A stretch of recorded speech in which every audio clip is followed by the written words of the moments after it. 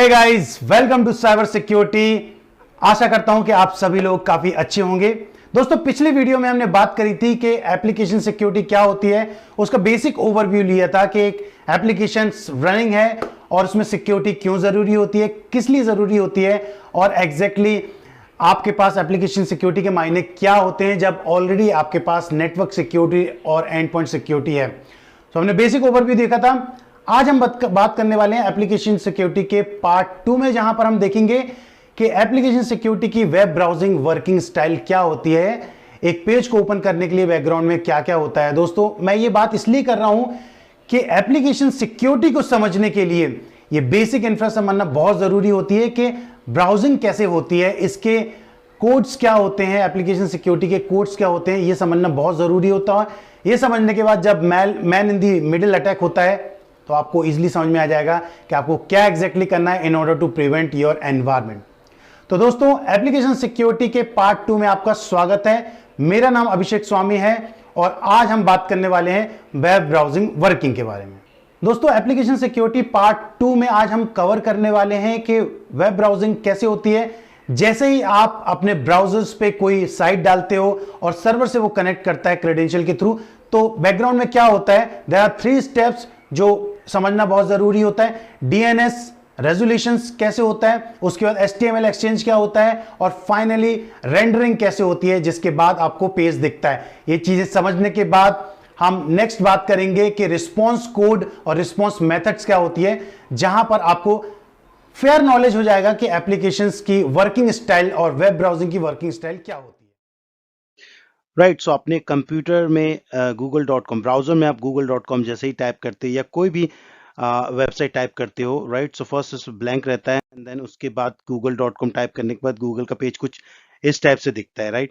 ये देखने के लिए बैकग्राउंड में एक्चुअली क्या होता है, आपने जब अपने कंप्यूटर में यहाँ पर जैसे ही google.com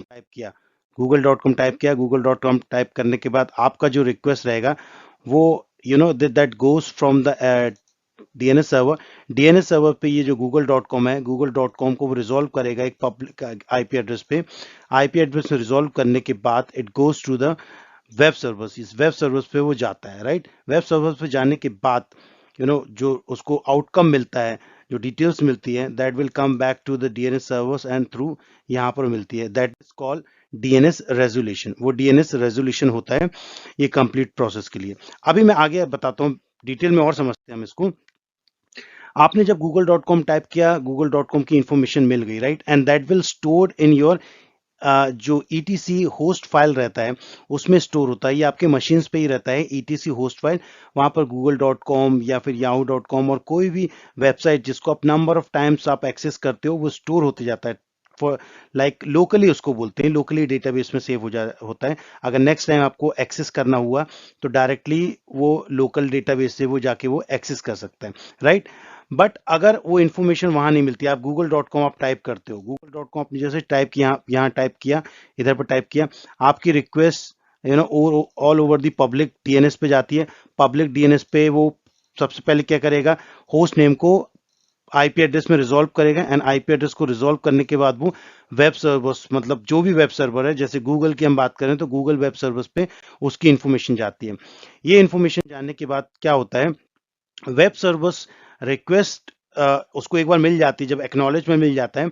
so in order to show the Google page, right, there are certain files, जैसे जेसन फाइल होती है, CSS फाइल होती है, HTML फाइल्स होती है। ये सारी फाइल्स बैकग्राउंड में प्रोसेस होती हैं। ये सारी फाइल्स जो रहती है बैकग्राउंड प्रोसेस होती हैं। सो ये सारी की सारी फाइल्स जाती हैं सर्वर्स में through the DNS servers and internally what changes happen, ये सारी की सारी फाइल्स प्रोसेस होती हैं। ये प्रोसेस होने के बाद ही आपको गूगल का पेज यहाँ पर दिखता है। आप देख सकते हैं कि यहाँ पर अब गूगल का पेज आपको दिख रहा है। सो google.com टाइप किया, टाइप करने के बाद आपकी जो रिक्वेस्ट जाती है, रिक्वेस्ट जाने के बाद public IP address host name जो रहता है, होस्ट नेम वो पब्लिक आईपी एड्रेस में चेंज करता है। चेंज करने के बाद देयर सर्टेन फाइल, जो HTML फाइल हो गया, जेसन फाइल हो गई, CSS फाइल हो गई, वो सारी फाइल्स प्रोसेस होती हैं बैकग्राउंड में, right, and then you are able to see that page.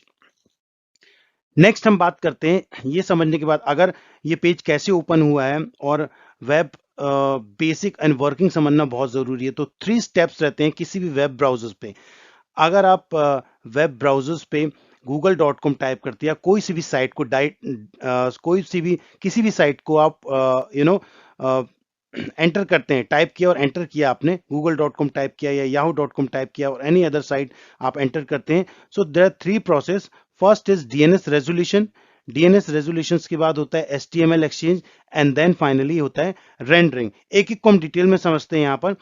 सबसे पहले हम डीएनएस की बात करते हैं, तो डीएनएस के बारे में we have to be ensure that once the user enters the URL, like हमने google.com टाइप किया, the browser knows which server it has to connect to, मतलब ब्राउजर को समझ में आता है क्योंकि वो रिक्वेस्ट जाती है आपको पब्लिक डीएनएस के पास जाती है, and then it resolve the IP host name to the IP address, और उसके बाद it knows that which server it has to connect to. एक बार वो कनेक्ट हो गया, then the browser contacts the DNS server to find that google.com IP address क्या है, it translates to particular IP address रहती, like for example मैंने यहाँ mention किया 10.10.10.1, it could be any other like 172 के रेंज में हो सकता है IP address of Google, right? So वो IP address रहेगी 10 IP address the browser can connect to, वो एक बार कनेक्ट करेगा। देन उसके बाद ये डीएनएस हो गया, डीएनएस के बाद आता है HTTP exchange. So HTTP exchange क्या होता है, once the browser has initiated which server it is going to serve our request, it will initiate a TCP connection. अभी यहां पर मैं पॉज करता हूं, हम बात करें टीसीपी कनेक्शन की, राइट? तो टीसीपी कनेक्शन क्या होता है, आपने देखा होगा कि टीसीपी कनेक्शन की हम बात करते हैं तो client acknowledgement, client sync packet भेजता है सर्वर्स को, सर्वर उसको एक्नॉलेज करता है, सर्वर्स फिर से उसको एक्नॉलेजमेंट सिंक पैकेज भेजता है, एंड देन क्लाइंट उसको एक्नॉलेज करता है। वो टीसीपी कनेक्शन का एक चैनल रहता है जिसको बोलते हैं three way handshaking. Three way handshaking के बाद में बारे में हम बात करें, so it will initiate a TCP connection with it and begin the HTTP exchange. This is the way the browser communicate with server with its need and the server replies back, right? आपको समझ में आ रहा होगा यहाँ पर कितने आसानी से मैं बता रहा हूँ। उसके बाद HTTP इज द नेम, यहां पर देखिए HTTP is the name of most popular protocol. आपको मालूम होगा HTTP is the name of most popular protocol for communicating on web and browsers. जैसे हमने ब्राउजर की बात करें, communicate via HTTP with server. So अगर किसी सर्वर्स के साथ ब्राउजर को कम्युनिकेट करना है तो एक प्रोटोकॉल यूज करते हैं through TCP connectivity, that is HTTP, right? An HTTP exchange involves the client sending a request and server replies back with a response, right? Great. Example के लिए मैं आपको बताता हूं, देखिए, after the browser has successfully connected to the server behind google.com or any other website, it will send a request that looks like this. कैसे समझ में, आप समझिए मैं कितना डिटेल में आपको समझाने की कोशिश कर रहा हूं। जब ब्राउजर के साथ कनेक्टिविटी स्टैब्लिश हो जाती है विथ एनी वेबसाइट, हमारे केस में यहाँ पर google.com है, सो क्या होता है, it will send a request. कैसा रिक्वेस्ट रहता है, सबसे पहले आता है get/http 1.1, सेकेंड आता है होस्ट नेम आएगा google.com, उसके बाद आता है हमारा एक्सेप्ट, राइट? ये तीनों को हम डिटेल में समझते हैं। सबसे पहले मैं बात करता हूं गेट की। सो गेट HTTP 1.1 में क्या होता है, देखिए, ब्राउजर रिक्वेस्ट करता है, browser ask the server to retrieve the documents at the location, मतलब ब्राउजर रिक्वेस्ट करता है और वो रिक्वेस्ट जो कहलाती है वो गेट कहलाती है। और जो स्लैश रहता है, स्लैश यहां पर हम बात कर रहे हैं वो पर्टिकुलर पाथ की बात कर रहे हैं, जैसे google.com हो गया, google.com के आगे भी कोई पाथ हो गया, वो पाथ की बात कर रहे हैं। सो स्लैश आया, उसके बाद adding that rest of the request with following HTTP 1.1 protocol उसके बाद लगेगा। सो ब्राउजर्स की नेमिंग कन्वेंशनल रहती है, ये फर्स्ट स्टार्ट होता है गेट से स्टार्ट होता है, जो हम आगे डिटेल में समझेंगे रिस्पॉन्स कोड में कि रिस्पॉन्स कोड क्या होता है। अभी के लिए हम समझते हैं यहां पर सबसे पहले गेट समझा हमने और HTTP 1.1 समझा। तो स्लैश जो लगता है वो पाथ के लिए लगता है, आफ्टर कोई भी जो साइट रहेगी उसके बाद जो स्लैश लगता है उसको बोलते हैं आफ्टर पाथ के लिए हम यूज करते हैं। नेक्स्ट आता है गूगल, जो होस्ट आता है होस्ट google.com। सो क्या होता है, ओनली HTTP हेडर, समझिए HTTP header mandatory in HTTP 1.1। So since the server might serve multiple domains like google.com, google.co.uk, etc., the client here mentions that request was for the specific host। मतलब ये कितना important रहता है, उसके अंदर ये भी इंफॉर्मेशन आएगी कि वो होस्ट कौन सा है, वो होस्ट की तो पर्टिकुलर होस्ट के लिए वो सर्व कर रहा है, राइट। एंड फिर उसके बाद नेक्स्ट आता है accept. Accept star slash star. तो स्टार स्लैश स्टार का मतलब होता है एनीथिंग। मतलब यहां समझते हैं जो हेडर रहता है, ऑप्शनल हेडर। यहां पर देखिए optional header, where the browser is telling the server, it will accept any of the response back. किसी प्रकार का रिस्पॉन्स वो एक्सेप्ट करेगा वो। सो यहाँ पर server could have a resource that available in JSON format, XML और HTML format, so it can pick up whichever format is preferred, right. जो भी फॉर्मेट में हमारा पेज तैयार रहेगा वो पिकअप करता है। फिर उसके बाद स्टार, जो स्टार इंडिकेट करेगा वो फॉर्मेट करेगा, राइट। सो मैंने स्टार के बारे में बताया, स्टार स्लैश स्टार जब आप लगाते हो तो इट विल एक्सेप्ट जो भी आप देते हो, लाइक HTML दिया तो HTML एंड टेक्स्ट ओनली, सो उसको वो एक्सेप्ट कर लेगा, राइट। और स्टार स्लैश स्टार जब डालते हो तो it could accept anything. Hope ये डिटेल में आपको समझ में आएगा। आगे बढ़ते हैं इसमें हम। अब यहां पर मैं एग्जांपल बताता हूं, हमने तीनों समझ लिया। यहां पर 3 स्टेप समझने के बाद जो आफ्टर द ब्राउजर, ब्राउजर मतलब क्लाइंट की बात कर रहे हैं, is done with its request, it's the turn of the server to reply back. And वो कैसा लगता है, वो रिस्पॉन्स कैसा लगता है, जब पेज रेडी होता है तो सबसे पहले HTTP 1.1 200 लिख के आता, मतलब okay, connectivity is absolutely fine. उसके बाद मैक्सिमम एज बता देता है, सर्वर का नेम बता देगा, जैसे यहां पर मैंने ये सर्वर है, ठीक है, GWS सर्वर है। उसके बाद XXS प्रोटेक्शन बता देगा, मतलब जैसे क्रॉस साइट स्क्रिप्टिंग है तो प्रोटेक्शन उसका इनेबल्ड है। सो इनेबल्ड के लिए 1 यूज होता है, तो इनेबल्ड मतलब 1 है, ठीक है ना। मोड ब्लॉकिंग मोड पे है, अगर if any malicious happening, so blocking mode पे यहाँ पर दिया हुआ है। उसके बाद X फ्रेमवर्क दिया है यहाँ पर, एंड सेट कुकीज दिया। सो ये सारी इंफॉर्मेशन आप देख सकते हो कि how it looks like browsers में हम जब कनेक्ट करते हैं after the browser is done with its request.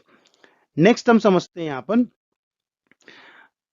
ये यहाँ पर हमारा google.com। तो अभी हमने जो समझा है वो हमने 2 चीज समझी, DNS रेजोल्यूशन समझा और उसके बाद HTTP एक्सचेंज समझा, और फाइनली लास्ट में आता है रेंडरिंग, राइट। सो रेंडरिंग मतलब क्या होता है मैं आपको समझाता हूं। अगर अनरेंडर्ड का मतलब क्या होता है, पेज ऐसा दिखेगा। Can you see anything? अभी यहां पर मैंने google.com टाइप किया, उसके बाद पेज ऐसा लिखेगा, लगेगा। मतलब सोचो अगर rendering is not in place, अगर रेंडरिंग नहीं रहेगी किसी वेब ब्राउजर्स पे, और if it is not rendering is not part of any browse web browsing channel, so page कुछ ऐसा लगेगा जैसे कि क्लाइंट ने रिक्वेस्ट किया सर्वर के पास, और server will send request back to the client. So page कुछ ऐसा दिखेगा गूगल का। You see that HTML format, Java format and different different languages में आ रहा है, because rendering is not in place. तो जब रेंडरिंग आती है सो पेज कुछ ऐसा दिखता है हमारा, राइट, इस प्रकार से दिखेगा। सो जब रेंडरिंग का हम यूज करते हैं, रेंडरिंग यूज करने के लिए मल्टीपल लैंग्वेजेस होती है, जावा होती है, जो प्रोसेस करता है पेज को, फाइन ट्यून करता है। अभी किसी भी ब्राउजर में आप जाइए, राइट क्लिक करके व्यू सोर्स करेंगे तो व्यू सोर्स में आपको क्या दिखता है, आप देख सकते हो व्यू सोर्स में you won't be able to understand. उसमें जावा लैंग्वेजेस रहती हैं, HTML कोडिंग रहती है, स्क्रिप्टिंग रहती है, डिफरेंट डिफरेंट अलग अलग अपाची फॉर्मेट रहते हैं, लाइब्रेरी ऑथर्स स्ट्रिक्ट्स एक्सेट्रा रहता है, जो आपको समझ में नहीं आता है। सो अगर रेंडरिंग रहती है, सो वो क्या करता है, ये सारे पेज को कोलैबोरेट करके एक प्रॉपर व्यू दिखाता है, जो आपको दिखता है गूगल पेज, और कुछ भी आप टाइप करते हो सो वो आपको प्रॉपरली दिखता है, राइट।